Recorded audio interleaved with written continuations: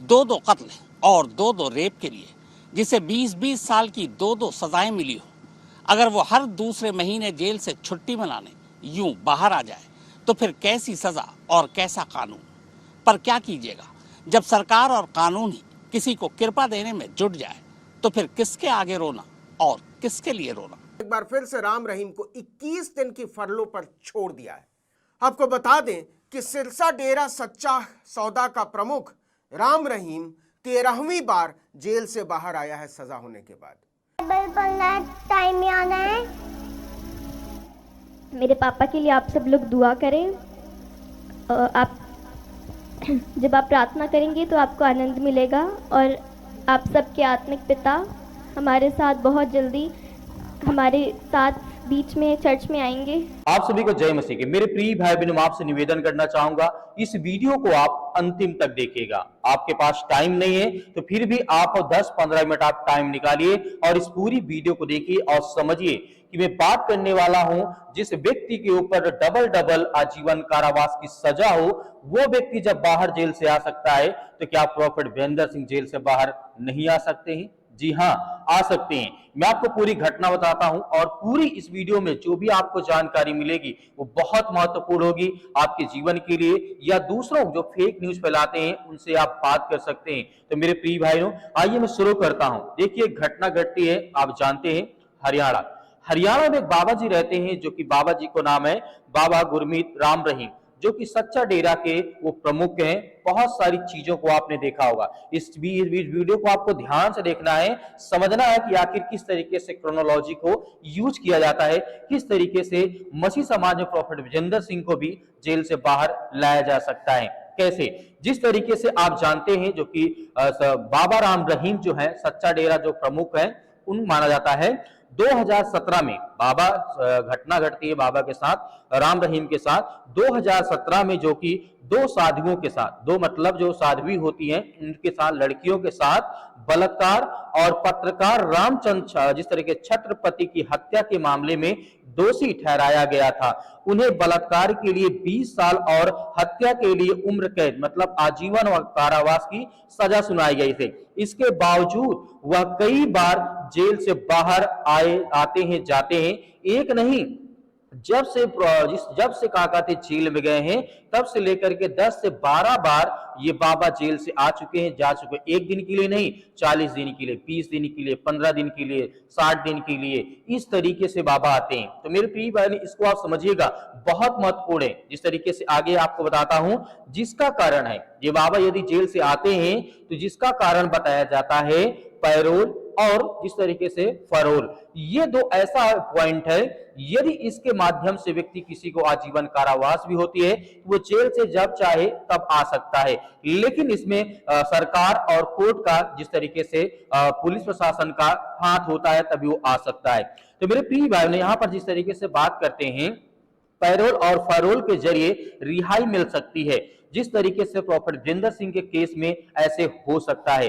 तो आगे जिस तरीके से मैं बात कर रहा हूं, यहां पर पैरोल या एक अस्थायी रिहाई है, जो कि उम्र कैदी व्यक्तियों के लिए विशेष परिस्थितियों, जैसे परिवार में कोई व्यक्ति बीमार हो गया हो, या उसके घर में कोई शादी हो, या अन्य कोई जरूर ऐसा काम हो कि उस व्यक्ति को वहां जाना ही चाहिए, पहुंचना ही चाहिए, इसके लिए पैरोल की जाती है। जिस तरीके से अप्रोल दी जाती है, रिहाई वहां पर दी जाती है। तो यहां पर जिस तरीके से बात करते हैं, राम रहीम को कई बार मां की बीमारी के लिए और डेरे के आयोजन कार्यक्रमों के लिए या अन्य कारणों से जिस तरीके से पैरोल मिली है। आगे जिस तरीके से मैं बात कर रहा हूं, यहां पर जिस तरीके से यह कैदियों को उनके अच्छे व्यवहार के आधार पर दिया जाता है, दी जाने वाली छुट्टी है, जिसका मकसद उन्हें समाज से जोड़े रखना है। पैरोल के लिए किसी भी विशेष कारण की जरूरत नहीं होती है और राम रहीम को इसका भी लाभ मिला है।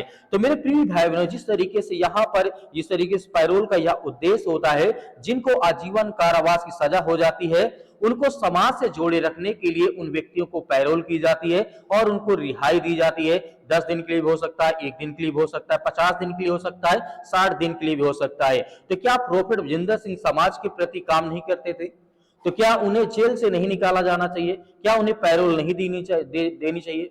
मैं कहता हूं चाहे 1 दिन के लिए। लेकिन यहां पर बात निकल कर आ रही सच्चा डेरा जिस तरीके से बात कर रहे हैं राम रहीम को लेकर के। आगे बात करते हैं जिस तरीके से कब कब बाहर आए हैं राम रहीम को, जिस तरीके 2017 में सजा होने के बाद 2 लड़कियों के साथ रेप करने, बलात्कार के जिस तरीके से, और उसके बाद हत्या के, पत्रकार की हत्या में 2 बार उन्हें आजीवन कारावास की सजा सुनाई जाती है। तो मेरे प्रिय भाइयों, एक व्यक्ति को 2 सजा सुनाई जाती है और वो व्यक्ति हर बार, हर महीने, 2-4 महीने में 10, 15, 20, 50 दिन के लिए जेल से बाहर चले आते हैं। तो मेरे प्रिय भाइयों, क्या प्रोफेट जितेंद्र सिंह समाज से नहीं जुड़े हैं? क्या उनके जो अनुयायी हैं उनसे नहीं जुड़े हुए हैं? क्या इस तरीके की घटना है? तो यहां पर आप समझिए। आगे बात करता हूं, कुछ उदाहरण आपको बताना चाहता हूं कि सच्चा डेरा के जो प्रमुख थे, जो राम रहीम है, कितनी बार जेल से बाहर आए हैं और कितने कितने दिन के लिए आए। देखिए, जैसे बात करते हैं अक्टूबर 2020 में मां से मिलने के लिए 1 दिन के लिए पैरोल की गई थी, पैरोल की छुट्टी मिली थी।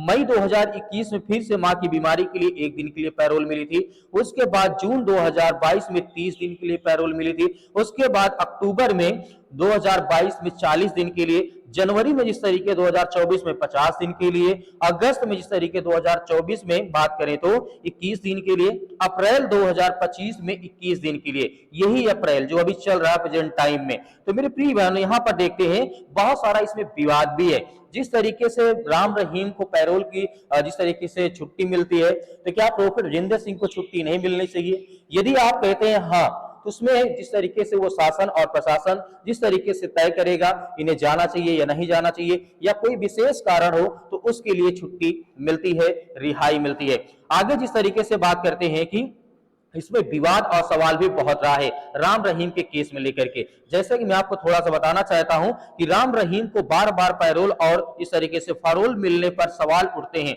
क्योंकि इतनी बार और इतने लंबे समय के लिए किसी अन्य कैदी को शायद ही या छूट मिली हो सकती है। कई बार उनकी रिहाई को हरियाणा और पड़ोसी राज्यों में चुनाव से जोड़ा जाता है, क्योंकि डेरा सच्चा सौदा में कई इलाकों में प्रभाव डालता है। तो ये तो राजनीतिक बात हो गई है जिस तरीके से इसमें कहा गया है। और इसमें विवाद यह भी है, और उनके समर्थकों की संख्या राजनीतिक दलों के मायने रखती है। जो आलोचक हैं, जो विरोधी हैं, उनका कहना है यह कानून का मजाक बनाया जा रहा है, क्योंकि एक बलात्कारी व्यक्ति को, एक हत्याकारी व्यक्ति को दोषी इस तरीके से इतनी आसानी से जेल से बाहर नहीं किया जा सकता, नहीं लाया जा सकता है। ये तो राजनीतिक सवाल और विवाद हो रहे हैं। लेकिन इसमें कानून क्या कहता है?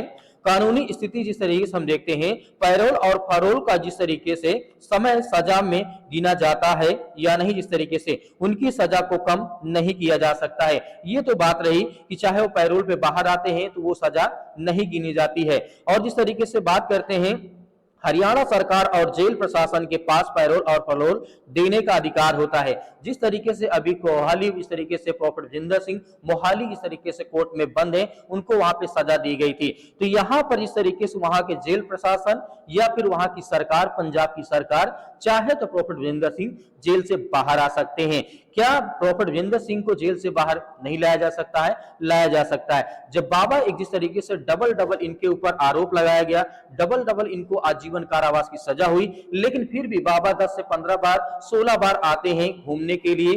तो इस तरीके के व्यक्तियों को वैसे भी बाहर किया जाता है। हालांकि इसमें चुनावी मुद्दा, राजनीतिक मुद्दा बहुत ज्यादा है। तो जिस तरीके से बात करते हैं, हरियाणा सरकार और जेल प्रशासन के पास पैरोल और फरोल देने का अधिकार है, लेकिन इसे हाई कोर्ट या सुप्रीम कोर्ट में चुनौती दी जा सकती है। कुछ ऐसी याचिकाएं भी हैं जो कि दायर भी हुई हैं, इन पर सुप्रीम कोर्ट ने अब तक उनकी रिहाई पर रोक नहीं लगाई है, जिनकी जिस तरीके सजा अब भी बरकरार है, और वह रोहतक की जिस तरीके सुनारिया जेल में बंद है सच्चा डेरा की जिस तरीके से राम रहीम बाबा जी। तो मेरे प्रिय भाइयों, जिस तरीके से यहाँ पे पैरोल का हवाला देते हुए लोग आ सकते हैं जिनको आजीवन कारावास की सजा हो गई है, तो वो लोग, सभी लोग आ सकते हैं। लेकिन कुछ ही केस में देखने को मिला है कि पैरोल जिस तरीके से दी जाती है। मुझे तो जहां तक लेकर आशा, जिस तरीके से आसाराम बापू थे, उनको तो कभी पैरोल जल्दी नहीं मिली है, लेकिन जिस तरीके से राम रहीम को मतलब 10 से 15 बार मिल चुकी है। तो यहाँ पर बहुत सारी बातें हैं, लेकिन यहाँ पर बहुत सारी ये भी बातें हैं कि आखिर में घटना क्यों बता रहा हूं, इसका निस्तर क्या है सच्चा डेरा का। जिस तरीके से यहाँ पे बात करते हैं कि राम रहीम की जेल से बार बार रिहाई का आधार जो है कि पैरोल है और फरोल है, जो कानूनी रूप से जेल नियमों के तहत दी जाती है। आखिर में इतनी समय से सच्चा डेरा के विषय में बात कर रहा हूँ, राम रहीम के बात कर रहा हूँ कि बाबा को इतनी सजा मिली थी, मतलब इतने डबल आजीवन कारावास की सजा हुई, हत्या के आरोप में, बलात्कारी के आरोप में, इस तरीके से। लेकिन इसका निष्कर्ष क्या है? निष्कर्ष मैं आपको बताता हूं कि जिस तरीके से यहाँ पे राम रहीम की जेल से बाहर का रिहाई, जो कि बार बार रिहाई का आधार जो होती है पैरोल या पैरोल की जाती है, इसके आधार पर उसे जेल के अंदर से मतलब बाहर निकाला जाता है। हालांकि इसकी आवृत्ति और अवधि ने इससे विवाद बना दिया है और इसे लेकर के सामाजिक और राजनीतिक में बहुत ज्यादा बहस जारी है। तो मेरे प्रिय भाई बहनों, जब आप जानते हैं जिसे आजीवन कारावास की सजा हो, एक नहीं डबल दो व्यक्ति की, जिस तरीके 2 महिलाओं के साथ रेप बलात्कार के जुर्म में जिस तरीके से आजीवन कारावास, पत्रकार की हत्या में आजीवन कारावास की सजा हो, वो व्यक्ति 10 से 2-4 साल में मतलब 15 से 12 बार, 13, 14, 15 बार जब जेल से बाहर आ सकता है। क्या प्रोफेसर विजेंद्र सिंह जेल से बाहर नहीं आ सकते? हमें कमेंट बॉक्स में कमेंट करके जरूर बताइएगा, क्या प्रोफेसर विजेंद्र सिंह जेल से बाहर नहीं आ सकते हैं? जी, इस पर आपकी जो भी राय हमें कमेंट बॉक्स में कमेंट करके जरूर बताइएगा। मिलते हैं नेक्स्ट वीडियो में।